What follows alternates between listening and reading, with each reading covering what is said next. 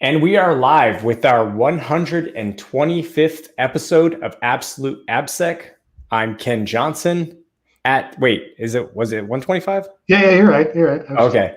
You had me like spooked for a second. I messed you up. Sorry.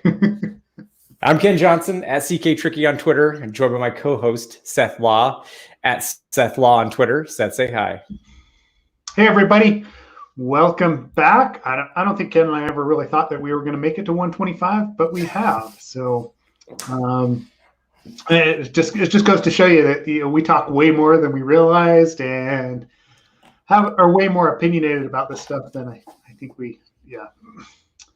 No, I think we always knew we were opinionated. It was just whether or not we had, enough to talk about. And I know we haven't had guests on for a while. We do have invites out to a couple of people, and we're going to be talking to a few. There's always stuff that's going on. There's been some interesting things happen in the last couple of days with GitHub. Ken's going to talk to that here momentarily. The first thing that I wanted to talk about, though, was the article that I tweeted out about yesterday. There was a couple of things about it, but what caught my eye initially, right? Let me share this out quick. And I did post this in Slack as well, right?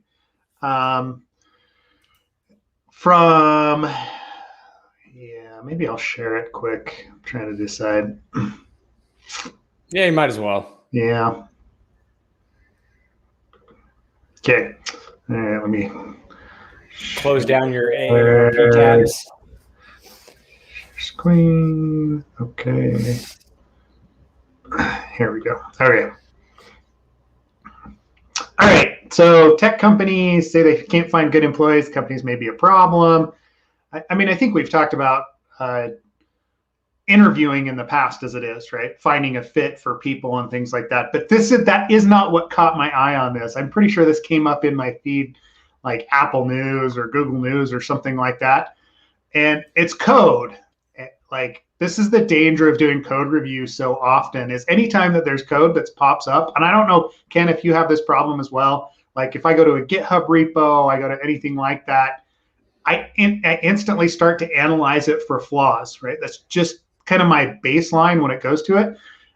And the fact that this popped up as a $sign SQL right in front of my face was just a blatant disregard to actual, like, input validation, or this is a classic case of SQL injection. And the fact that they're using it in this article to represent, you can find good employees if they diagram things out on the whiteboard, which again, like, I have huge issues with, but the example that they're showing is blatant SQL injection. Is just like, it's the epitome of, like, so many things wrong in this case, right? Yeah, it's like they took it from Stack Overflow. That's all that there is to it, right? Yeah, well, the irony of it, the companies may be the problem, and they show that. Yeah, no, I also, like, the hiring process could be weeding out able workers, especially women and minorities. The technical interview process, which involves putting people on spot to solve. You know what? I agree with. I don't know how especially women and minorities affects them, because it affected me. Like, I definitely hate being put on the spot. I won't mention the company, but it's a pretty large company, and they had flown me out to the West Coast to do the interview process, and there were, like, several interviews up to the point where we got into, like, a whiteboarding session that had been, by the time I was done, I was super annoyed with those interviews. And also, like, I was super tired and had jet lag, and they wanted me, like, there in the morning. And it was just, the whole day was very jarring. And then this is at the end of the day, they wanted to do these on the spot exercises. And the interview, little rubric they used was incomplete. Like, they showed me code that was incomplete. Like, they're like, what's the vulnerability? I was like, I don't know. Where does this method go? And they're like, well, you just have to kind of guess what that method would do. And I was like, well, there's a lot of things that could go wrong in that method. You have to kind of narrow it down. And then I forget what it came out to be, but it was just like, I hate those interviews. I think on the spot, like, I interviewed Mike McCabe for Living Social, right? So, like, when I interviewed him, what I did was I challenged him with like hard, because this is the thing about when you hire younger people, or not younger, less experienced people. Age has nothing to do with it. Experience, has everything to do with it. Yeah. So when you, because he and I are almost the same age, but he was less experienced at the time. So, you kind of have to go off of like, how does this person's mind work? So what I did with him, and he can talk to it, is I just gave him hard problems and just walked away. And it's like, you know what? I'll be back, have coffee, have water. Just, if you do have any questions, I'll be right over there. But like, think through it and we can talk through it. And it was nothing super complex. It was just more of like gauging, critical thinking skills. But like on the spot, I think is the worst thing, because you're really testing somebody on how well they can, I don't know how we got off, by the way, off topic, because this was about SQL injection, but no, it's fine. To your point about being opinionated. It's both of these things, right? Yeah. No, I just think it's like the worst way to interview someone, unless you're interviewing for like a high pressure job that you need someone to think under like really like stressful conditions. In that case, if that's what you're going for, great. But I don't know if like I day to day see much need for someone to be put under the glaring eyes of an interviewer while they do their work. I just think it's silly. I always do that in coding interviews too, right? Like, like why are you having me write code on a whiteboard, right? Like pseudocode, I can kind of understand, but right. If I don't have a compiler, I don't have an IDE. Every one of you that's sitting in that room uses an IDE, uses auto-completion, uses the fact that the libraries actually flush things out, right? Like this is not how coding happens. And it also isn't how like secure code review happens either, right? Like it was just, yeah. But I'm with you, right? Like being put on the spot and like, oh, show me how to do a black red tree sort, right? Do it on the board. I'm like, okay, what does that prove, right? You don't have Google, you don't have these other resources. Hell, half of you in this room are using Stack Overflow or a library to do that kind of thing, right? Like it always made me want to go to the board and just write like function like black tree sort and then like prove that function doesn't exist, right? Like why do I have to actually go and do that? Because it's a solved problem. So, yeah, actually, part of why I was annoyed that same day I was telling you about was for that reason. They were like code right in front of me, and I was like, okay, cool, not a problem, whatever. That's like not a big deal. What was a big deal is I had brought my laptop, and my laptop was jacked up. Like it was an old laptop. I was genuinely waiting for my new one to come in because this one kept just randomly dying. I think it was a battery issue. Doesn't matter. So they handed me their laptop to work on, which is fine, but unfortunately, it was like super vanilla, right? So like doing anything on this laptop, like to even write code, was a pain. And I think I was doing it in like Python or Ruby or something, and the environment wasn't set up correctly. And it was just like, oh, and because of all this, as I'm like dealing with it and using hotkeys that I'm just so ingrained in my muscle memory, it's causing like, issues. And meanwhile, the interviewer is physically right next to me, and he's like stopping me every 2 seconds because these hotkeys I'm hitting are like causing, like weird behavior on the laptop. And he thinks it's like a coding issue or something. Like I don't know. It was so pissed. That they pissed me off so bad. I will never recommend anyone go to that company if they ever ask me. The interview process was broken. Turns out the company has had like lots of issues since then anyway. So glad I didn't go there, but it was for a friend who wanted me to interview there. So yeah. Anyways, yeah, it was just, and I think at the end of the day, like their comments were sort of like, oh yeah, this guy, lacks this, that, and the other, which were like basic skills, which I've proven, publicly many times over, that's not an issue. And I think that what I'm trying to say is there's obviously a critical failure in the interview process, like critical failure in multiple steps. I was so annoyed I didn't even really like go back with them on it. But don't do that to people. Don't put them on the spot, especially if you've flown them across the country and had them come in early. Don't do that stuff. That's ridiculous. What are you getting out of that? So, how do you feel about take-home tests? Good question. I have lots of thoughts on that too, Seth. Yeah. No, I go back to it, right? Like it's almost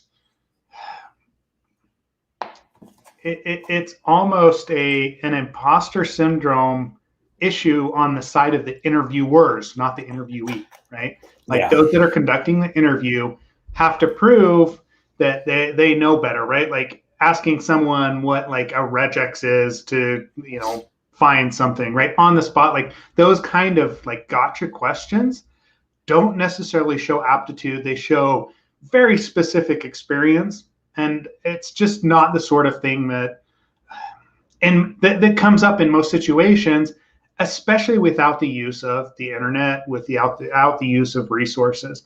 And so Derek asked this question in Slack, right? Then how do you guys feel about take-home tests? I think you and I are both more apt to do something along those lines because it does show what someone can put together with all their normal resources together, right? So exactly. They're able to go to Google. They can write that regex, right? It's so hard within the context of 4 hours even to be like, hey, go and assess this code, right? Like you and I talk about this for code review all the time, is you've got to give yourself adequate time and you've got to give yourself adequate like preparation to do some of these. And under the gun like that, like it's not often like we're never hacking something under the gun, right? Or we're never like, oh, you've only got, the next 20 minutes to find this flaw. Otherwise, someone's going to die, right? Like the situation out of, I can't even remember what movie it was, one of those where somebody's got to hack Swordfish. the Pentagon. What? Swordfish? Is that what it is? With a gun to the head. Yeah, exactly, right? Like someone's going to die unless you hack this. Like it's just not realistic. So, and in this case, it's not realistic either. Language specific questions. I think from a general perspective, Derek, right? Like I would rather see solid principles, right? Like I like to ask people, okay, what's your favorite language? Okay, explain to me like the approach that you would take for something, not the specifics, rather than a specific, hey, MySQL query in this case is deprecated, right? So I just have a hard time with it, right? If you've got to give someone adequate time, you've got to give someone the ability to showcase their talents in a way that is appropriate for the job, right? Nowadays, like something take home, guess what? Go work in your own environment for the next 3 days, or actually give them the ability, hey, we're going to make a decision in the next week. How long do you think this would take you, right? Like give them the ability to actually scope out the work. That's going to make a huge difference because that's what they're doing on a daily basis, right? Anyway, we're off on interviewing, and it was just funny that this popped up. And if you look at it, it's like a stock photo from Getty Images. My favorite part of it is the fact that they numbered the lines, right? So they're going to have a discussion around this. And he numbers line 3 that has nothing on it, right? Like I'm like, what are we doing here, right? Like, yeah, no. I mean, I did want to point out that on the take home, because we do take home tests for at GitHub, and we do put time limits that we recommend that you stick to, right? Mm-hmm. Or that we ask that you stick to. So there is a duration, and the reason is obviously we need to have some sort of an idea of what you can accomplish within a given time set. Do people follow that? I don't know. I did, but I don't know if everyone does. But what I can say is when we get to because there might be, I'm just trying to think of like people that might argue against this methodology or this approach. Someone might say, hey, then how do you really know if they take the test home and they do the work that they understand it? Well, the answer is pretty simple. We do a follow-up interview covering all of it. We dig in. We ask, how did you discover this? What's your normal process? How would you fix this? Which you can't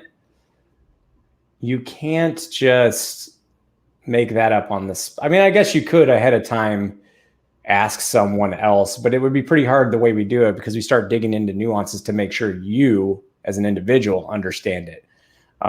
So yeah, I mean, you can make an argument that there's a potential to cheat. Also, keep in mind that at any job though, you still have to do the job, right? Like there's going to be 90 days of, usually most companies have like a 90-day window where it can be like, hey, we're just mutually doesn't work. That's mostly to cover everybody, and most companies have that. So at the end of the day, if it doesn't work, it doesn't work. But that I've never had that. I've never seen that happen. That's never been an issue. So yeah, whatever. I just wanted to kind of expand upon that. I mean, it's one thing. The naysayers I'm making up in my own head. Yeah, naysayers. I don't know, like what? Yeah, the research square. We're gonna have to go look at that, Derek. But the 30 minutes doing XYZ user interfaces takes 4 hours. I don't think that's bad, right? Like personally, especially if it's some sort of take-home thing. I always kind of view those, like, for me, as a almost a learning opportunity as well, right? Oh, hey, maybe there's some skill in here that I need to improve on as well. You're going for a job, you want to showcase your abilities, but you also want to showcase, hey, I know that I'm weak in this X area. How do I improve myself, right? And that's something as an interviewer I would be looking for, right? I would be looking for, hey, you didn't know this when you walked into it, right? Hey, maybe you looked up, you went and looked up MySQL query and we're like, hey, this wasn't the best way to do it, so I approached it differently. I had to go learn something new, but at the very least, I actually did some research, and this is what I'm going to do on a daily basis. Yeah, shows interest in initiative. Exactly, Lee. So just real quick before you move on to another topic, Seth, I wanted to say, well, first of all, Derek and Larry have gotten their, or your swag should get there today or tomorrow. I think I had mentioned that. But for those that are watching right now, if you by 1 o'clock Eastern Standard Time, you have 40 more minutes. If you send me an email and you give me your t-shirt sizes and your address to send these to, I will give you some swag. So you got a 40-minute window. This is for those that are watching live to send in your request to, email. So absoluteappsec@gmail.com, absoluteappsec@gmail.com. Or you can DM us or me in Slack, in our Absolute AppSec Slack. So if you're watching live and you're not Derek and Larry, who already are getting their swag, boom, there you go. He just excluded you, Derek. Sorry. Sorry. Yeah. Well, because I don't have it. When I have new swag, we can update. But for now, it's the same. Hold on. I have two different shirts here. There's one that is a traditional Absolute AppSec one. And then there is our fancy dancy. Magic. Not a lot of, this is the more limited edition one. Not a lot of people have. Magic time. So anyways. Shout out to Hong for helping us put that together. Yes, thank you, Hong. Yeah, so we've got buttons and stickers also in those packages. So anyways. Since we're not making it to conferences right now, we're sending the stuff out. So yep. You may be able to catch us at a different time, and we'll send you as well. But so that was interviewing and SQL injection and code review. I never like to jump down the rabbit hole too quickly at times, but when someone displays code right in my news feed, you got to do it, right? You got to jump into it. Yep. Yeah. Okay. So next up on the list, let's talk GitHub. You guys had, it's not a CVE. It's been going around a few Slack channels I've seen. It's been on Twitter. But let's talk about it a little bit because it caused, everybody got logged out, right? That's the takeaway from GitHub. You're right. Everybody got logged out out of an abundance of caution. This was a weird one. Actually, it was folks on the team I'm on, who was one person on the team who really dug in deep on this one. Brent. And so, man, it took up the entire week trying to dig and troubleshoot this one. It's really weird. And I want to be very clear. I'm watching this as an observer. This is not me personally. I'm just passing info along because, again, I want to be very it was a bunch of people at GitHub that worked on this one. But what had happened, we had this weird situation where it was basically an issue with concurrency and threading, right? And I'm not going to go into all the specifics because I'm not sure what I'm allowed to talk about, but there was a concurrency issue and in a small percentage. And what I know to be public, I'll reiterate, in the so in a very, very, very, very small percentage, and I mean like a very weird, minuscule percentage of cases, the session for another, you would basically get a session for another user, right? What would happen is, what can I share? You could share it all. Yeah, sure. I'm sure. Yeah. I'm sure you'd love that. No, so it's just kind of like a server level issue reaching out to an in-memory database with some concurrency issues. If you've ever tried to, let's just say this, if you ever tried to do threading and keep an object the same, like per thread, or not per thread, but per threading exercise, we'll say, and per thread, right? Like shared objects and all that fun stuff. It gets a little complex, right? So what had happened was somebody basically in Zen, or the support, whatever the support ticket mechanism is, reached out and was like, hey, I have to see this weird behavior. There was another report, I think, and then that was it, I think. Again, I don't remember everything or know all the details, but it was very, very weird. It was like, this is weird that this one person had this and this other one person had this, I think. And then it was like, well, let's go look into it. And then it became this rabbit hole. And anyways, out of an abundance of caution, just to make sure that, nobody still has any latent sessions out there, they were killed off. But yeah, it's just one of those things that's like affects almost nobody, was super random. That's basically the high level on it. So it's probably, it seems cooler than it actually is when you say like, hey, GitHub logged out 11, or millions of people or whatever it is. And they had like sessions being returned for other people. But again, this is like one in a gajillion. Put that on paper. Yeah, it's just so infrequent.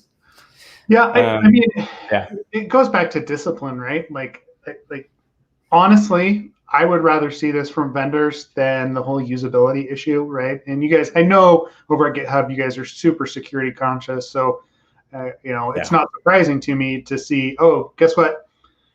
This probably doesn't affect you, but we're just being cautious. We're going to log everybody out. We're going to make sure that the concurrency issue doesn't exist across the board and just move on with our lives, as opposed to, oh, well, there's that one instance where somebody's logged into one of the GitHub apps, and it only takes that one person to figure out that it's happened to cause a huge issue, right? And that's where we end up with the Capital One breaches, with the other, not to throw too much shade on those guys, but that's when we don't do the simple stuff like this, it becomes easier the next time to not do it again, and then it leaves those exploit chains in place, right?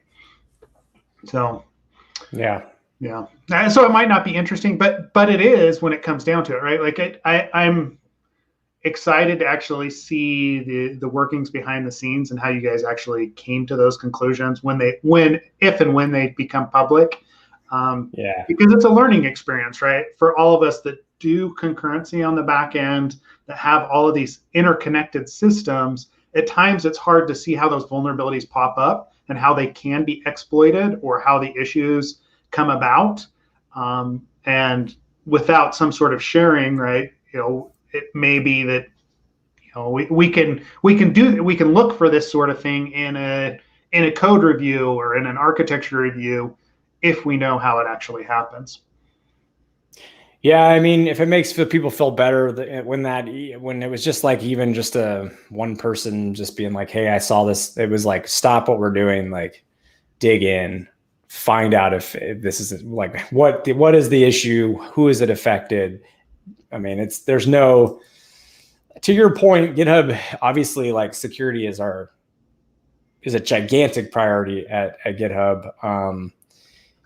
And in fact, to speak to that Mike, Mike Hanley, the guy who's reporting on this, that you see that you posted that article from, he's our new CISO. And, GitHub has a strong eye on security. So again, we dropped what we were doing to take care of this, but it's just I think he said 0.0001% was affected. I mean, it really was just a flat out weird thing. And it's interesting with threading and concurrency has always been just a difficult thing to do as a programmer in general. It is. I mean, it's one of those problems that is really hard to solve. And I hear it's easier with Golang, but I mean, no. Oh, it's easier here. Yeah. Elixir, right? Was built around concurrency. Hello, Joe. I fanboyed out on Ruby, so now it's time for this decade to focus on Golang, I think. So. Oh, come on! You were referencing back to JRuby and Boopy there for a little bit. So yeah. Yeah. So I think it's Bubby. How do you say that? It's Bubby. I think it's Bubby, like a pacifier. I don't know. Maybe I'm wrong. Maybe it is that.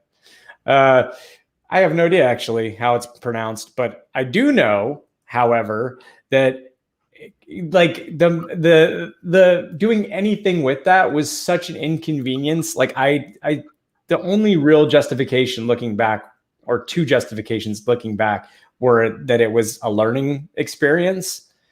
Oh, and yeah, for those watching or listening who don't know what we're talking about, in Slack we were talking about Bubby, or however you pronounce it, Buby. It was an extension that allowed you to write code in JRuby, which is a combination of Java and Ruby. And then it translated it and did the connector work so that you could plug directly into Burp. So you could basically write extensions for Burp in Ruby, but with Java, like a translation layer to Java. But I mean, sorry, I should say the translation layer was handled by the JRuby language, the translation of import statements and all that. You could do those interchangeably. What Bubby really did was take the API that Burp exposed and made it work for JRuby related code. So it was kind of like an API middleware, if you want to think about it like that. Anyways, it was really fun. But the second thing besides learning was just that it allowed for to actually have some threading, kind of. That turned out to be not great, but which to our point about it being hard. But the other thing was module loading. Reflection is now a thing in Java, but at the time, if you wanted to dynamically load modules, the better way to do it at the time was Ruby. Just because you could load code at runtime dynamically and unload it as well. And it drops in and out of memory, and it's great. It's great. You can load all these modules and call them, and it's great. I don't know what the point of that was, but yeah, that was I don't know if anybody actually does JRuby with, or even if JRuby is much of a thing anymore. Yeah. Well, I mean, I think once the Python scripter stuff came into Burp Suite, right? People have moved over to Python there. It was an easier transition for a lot of people. Even though some of the other features that were in JRuby and Bubby, I don't know how anybody said it. I don't know. I think it's a British way of saying a pacifier. Right? Yeah. So. Yeah. But anyway, naming and security tools is always weird. Yeah. Yep, it is. Yes, it's one of those things you're bored and you're coding drunk. It's all of the above. There. It's all of the above. I definitely coded some of that stuff drunk, and it's obvious in the code if you looked at that code. I think John still has a fork of it. John Poulin, but yeah. On purpose? Yeah, I don't know. Yeah. Anyway. I don't know. But yeah, so TLDR, threading is hard. Concurrency is hard, yeah. Concurrency is hard. Shit happens. You're safe. Yeah. Sorry, you had to log in again. Yeah, the other thing I thought was cool, man, that I wanted to just bring up was the WordPress critical O day. But there's only 30,000 installations of this, so I don't want to go off and be make it sound worse than it is. But let me post the link here. What I thought was interesting is that this is not the first time this has happened. In fact, let me post if I have the YouTube video. So there's this Elementor plugin, and the Elementor allows you to Elementor plugin for WordPress allows you to like basically drag and drop HTML elements and creates like forms and all that stuff, right? Like, so you can create a login page and a log out page and a registration page and all that stuff, like really just by dragging and dropping, and it's really useful for that. However, last year, I think it was May, it was originally reported in the Elementor plugin, there was this, and the YouTube video, which I will find here because I had it pulled up earlier, is pretty interesting. It's from WordFence, and basically what they show is the same thing you and I are used to seeing, Seth, which is like the plugin's installed, if not, well, actually, I think by default, it's just not configured correctly. And what you can do is it's just the thing we've seen a million times. So there's an endpoint for registration. Mm-hmm. And if you can directly hit that endpoint, which I think you've done something similar with Devise. Yeah. I think you went with Devise in Ruby and Rails. So if you just craft the request that would go off to register a user as if the registration form was there, mm-hmm. and substitute it, and this is from back in May, right, of last year, you would substitute a data ID param in value. So the data ID would be like, basically what they show is going to like a search page, because a search page, you typically have a post request that goes off, which means it needs a nonce. It's going to have a data ID with WordPress. So you take those values, the nonce for the search form or whatever form, and the value for the data ID elements, so that it feels like, so that to the framework, it seems like this is a valid request. And you just directly send that post request off with those values. And again, these are the nonce and the data IDs for the search form, but you're using them interchangeably as if you had just sent a post request from a registration form. And let me get you the link from this. I suspect, I don't see the exact details, but I suspect this is the exact same similar thing that was just improperly patched to begin with. That's what I suspect, but the link is there. So let me find this while I wait for your response. I will look at this, find that YouTube video. Yeah, I don't know. Okay. I know I always go back to code review on these things, right? But part of this you can dynamically test as well. And it's all because of this like middleware. Like we've got so many just kind of like pieces that are coming together to form these registration pages, to form these frameworks. And if you're a developer, you know how it works, right? Or if you do a little bit of investigation, like you identify in the case of a Ruby, a Rails application, they're using Devise, it means that there are a number of endpoints that are available. So even though, and this is the case with Elementor as well, even though the developers or the site owners haven't put together a front end page for that functionality, it still exists. So if you call directly to those different routes, it's available, right? And you can, at that point, you can do something like Ken is saying, right? Like you can create a new user. You may be able to search the database. You may be able to, pull back unauthorized data. That, it becomes an easier attack, I guess I should say, rather than just, and it's a known entity. But I know we look at a lot of custom code for this sort of thing. But the frameworks themselves, and you can look at Rails, you can look at Django, you can look at all of these others. Like it creates and it spiders out these endpoints for ease of development. So here's the admin.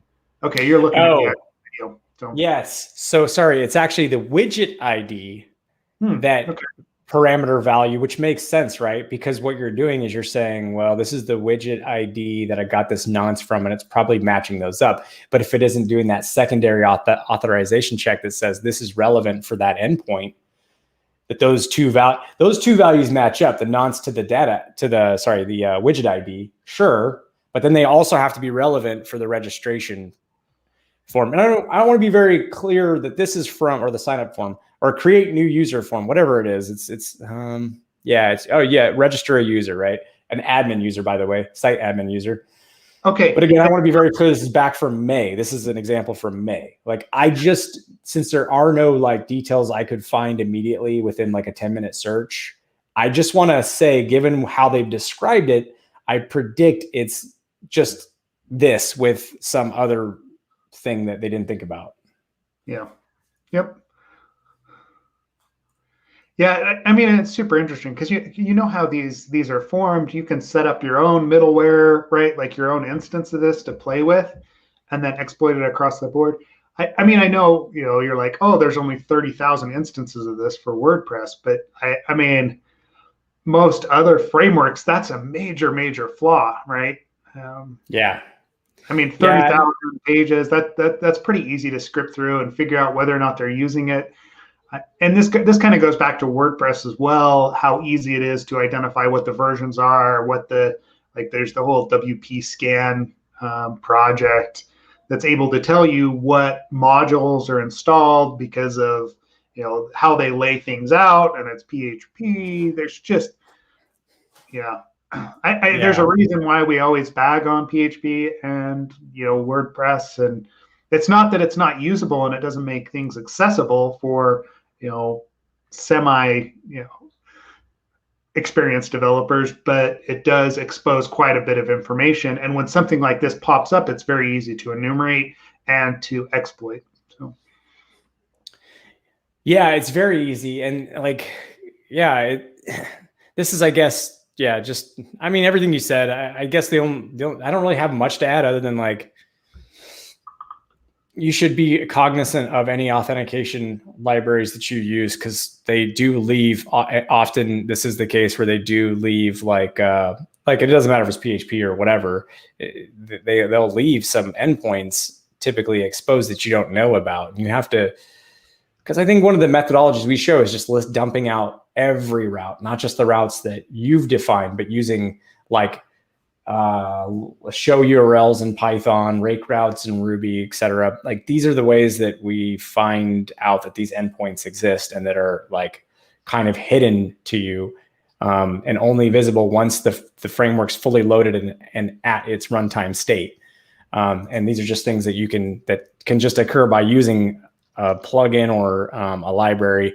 And by the way, going back to this, just to close out this loop, this is basically what they did. So you see there's a walkthrough here. There's a search form. So a search form is going to send a post request off. It's going to have a nonce in it because, post requests, anything that's not considered a HTTP dangerous verb, which is just not GET requests. And I think maybe, I don't know. I think they're mostly all dangerous other than GET requests.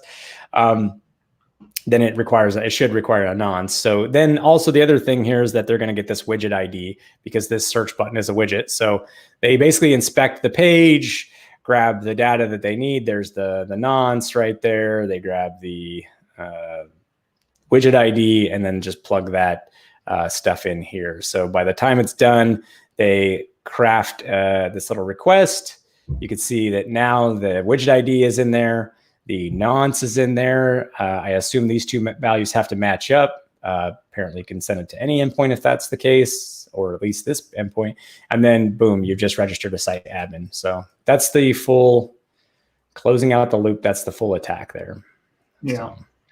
Well, I mean, and actually this one goes back. I've had people argue with me about those Ajax endpoints before too, right? I mean, XML RPC is one thing, but that admin Ajax, right? The ability to interact with those RESTful interfaces in WordPress, right? They're well, you have to be authenticated. I'm yeah, not really, because you can use those for registration and authentication. And if you've got a flaw like this behind the scenes, all of a sudden you're exposed, right? And so again, it's that attack surface that we like to talk about. The more that you expose, the larger the attack surface is when something happens. And it's almost guaranteed over the course, especially with WordPress, over the course of a couple of years, that there's going to be an exploit against one of those components that you have installed. Just there is. So you've got to limit that attack surface. Anyway, yeah. No. Ditto to what you said. Agreed. You got to limit the attack surface. Yeah. Yeah. With your fancy magic words, Seth. You sound so smart. Yeah. let's go back to confused deputy, right? Concurrency. Yeah. Yeah, I don't I don't have much else to add there. So yeah. What was the other? I think we had one other thing that you had mentioned we should talk about. I don't remember what it was. Was that from last week? That's so long ago, man. I don't, No. What do we say? There was something else that we were going to talk about. But I know we've got a hard stop today, so let me I'm just mindful of the time today. That's all. No, I think that's about it. I think we got through the other thing we already talked about, which was the interview stuff. I mean, there's been interesting stuff for sure. Like I posted over the weekend, and which, by the way, is something I want to start getting better at. So over the weekend, I took some time to find interesting news.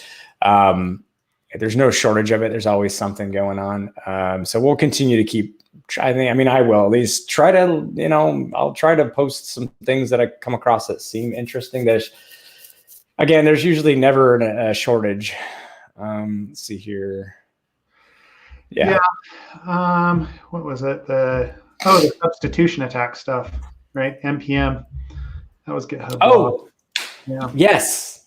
So on that note, yes, the NPM one's interesting just because it was a variation of this similar thing that Ruby Gems did.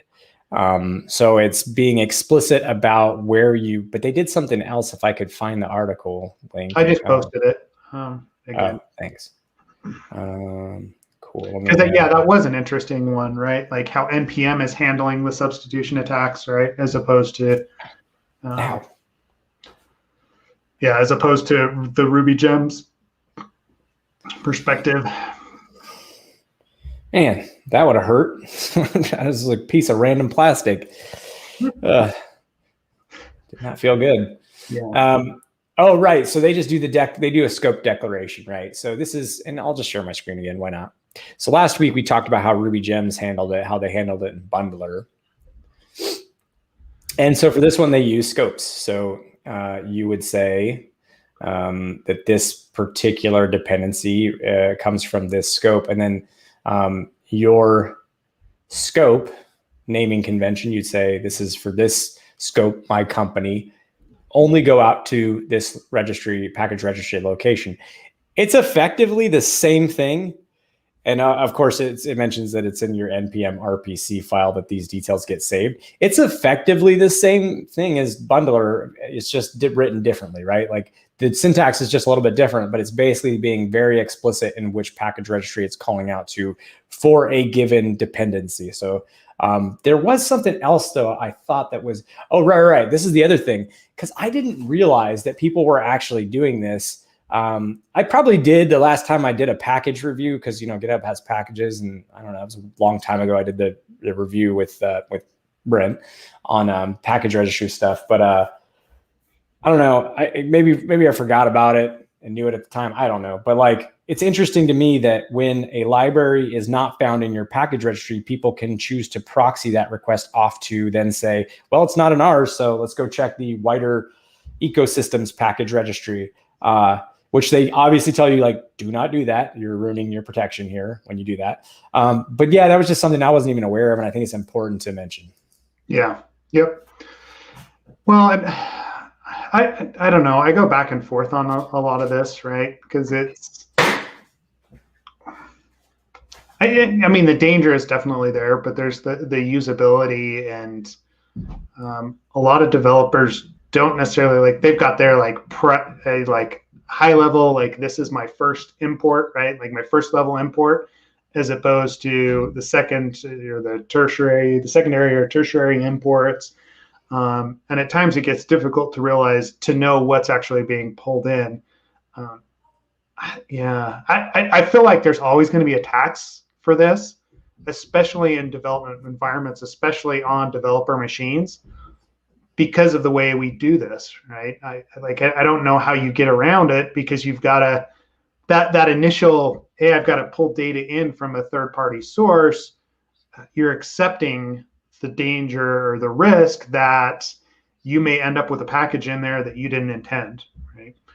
I mean, I like the idea of scoping things down. You're not going to end up with a library that you've developed internally that just wasn't in your, Artifactory instance, or whatever else, because it's been scoped to your specific company. That's great, but then it's those third-party ones that I always worry about, and that seems to be the primary attack vector. I mean, I know it wasn't for that Medium post that we read last week or we shared last week, but I mean, I think you just got to be aware that this is an issue. So, yeah.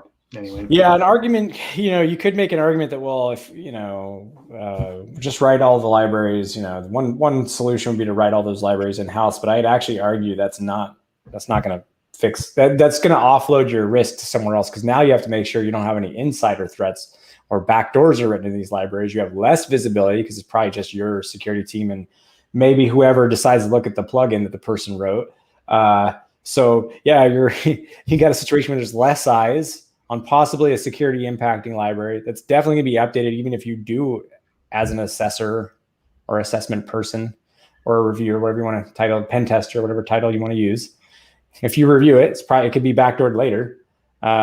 So it's like, which I know it's like, yeah, but then what are you concerned? You're concerned all your code's backdoor? I know there's many arguments that we could have here. I'm just making them all up. But I guess I'm trying to say that, there's no, it's a game of pushing knobs on risk and where risk exists and like how to reduce that, right? So for instance, I think it was Diligent that Ruby Gems works with to, not only do they give you, and same with NPM, give you options to scope down where you're pulling packages from and be very explicit in that, but they also use services that do malware scanning to detect those libraries. Ideally you've set up your development pipeline in such a way that you can revert should something nefarious like that get into your pipeline. Hopefully you've got alerts set up so that you're aware of anything that might have gotten in there, and you can. It's just a whole bunch of buttons and knobs. You just turn them up, turn them down for various risks and things you want to. Yeah, everywhere is different, It is, but I mean, this like the initial stages that we go through when we're doing an assessment of performing some sort of a mini threat model. If you haven't done a formal one, is super important, because that's where those knobs get turned, right? Like It may be that you don't care about, user enumeration or the app. And so, right, like don't spend time on that authentication piece. Like spend time where it makes sense. Testing pens and turning knobs. Yeah, exactly. All we do is turn knobs. That's weird. Yeah. Anyway, good discussion today. Yeah, I mean, like I said, I think we've got a hard stop. All right, I have a hard stop. It's my fault this week. But catch us online. Send us an email if you want some swag. I already got a couple. Yeah. So I'll be sending that stuff out within the next few days. Sweet. And let's see what else. Yeah, I don't know. I mean, we do have some announcements that are coming up and some things in the works as far as conferences and other things that, yeah, just watch this space. But yeah, reach out, get involved. Anything else, Ken? Thanks for watching and listening and all of that. Thank you for your participation. I am working on scheduling people. That's been my fault because I've been overloaded, man. It's just been too much going on. I was lucky to get sleep. That was almost 8 hours the last 2 nights. So it is just it's new puppy related mostly. So yeah. That sounds conflicted, yes, but okay. Yeah, it's like I don't want to use the term it's like a new baby because I've had a new baby. It's not the same, but it is similarly difficult and challenging in the amount of attention you have to spend and the lack of sleep that you get. So anyways, excuses aside, I will start scheduling guests. I have a few people. Actually, we do have one I'm really excited about next month on. Actually, I don't even. Basically, if you're interested in threat modeling, next month is going to be a great month. So April. Later part of April, it's going to be dope. So, yep. Cool. Good times. All right. We'll see everybody next week. Thanks again for joining. All right. Thanks. Bye.